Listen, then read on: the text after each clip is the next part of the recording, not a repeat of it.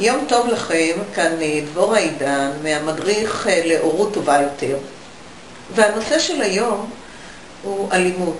אם תרצו, איך מונעים אלימות, או במילים אחרות, איך מלמדים לא להיות אלימים. מה שאני אנסה פה היום בסרטון זה להראות מה צריך לעשות אחרת. איך עובד מנגנון האלימות? מתחיל בכך שהילד מגיב בצורה אלימה, בצורה מאוד לא מקובלת על דעתנו. זה אומר שהוא כועס, שהוא צועק, שהוא זורק דברים, שהוא מכה, שהוא נושך, שהוא צובט, שהוא מפיל. באמת התנהגויות שהן מתחת לכל נורמה מקובלת.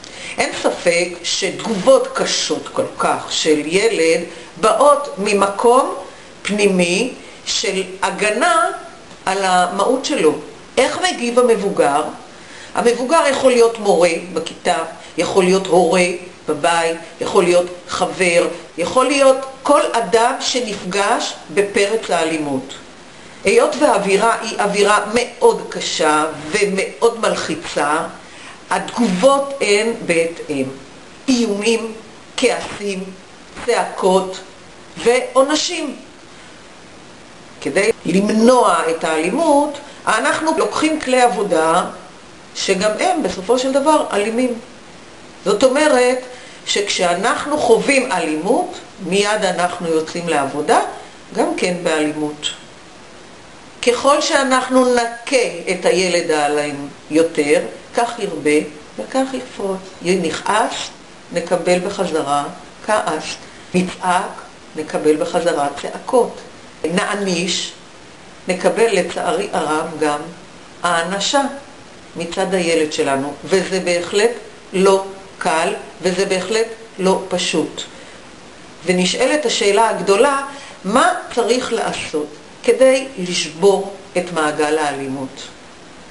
לכל אדם באשר הוא ישנה מטרה, והיא מטרת על, וזה להיות משמעותי בעיני עצמו. מה זה אומר להיות משמעותי בעיני עצמו? זה להיות אדם שמרגיש שהוא בעל ערך, שהוא מכובד, שאוהבים אותו, שמקבלים אותו כמו שהוא. והמטרה הזאת היא מטרה שהיא מטרה קיומית.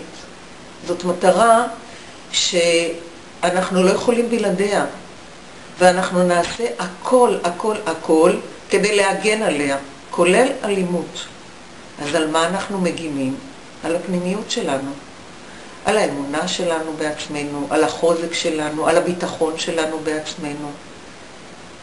ולכן מי שרק מנסה לפגוע בנו, אנחנו מחזירים מיד פגיעה שתמנע מאותו אדם להמשיך לפגוע בנו. ולזה אנחנו קוראים אלימות. לצערי הרב זה עובד כמו כדור בין שני שחקנים. אחד זורק פגיעה, האחר מחזיר פגיעה.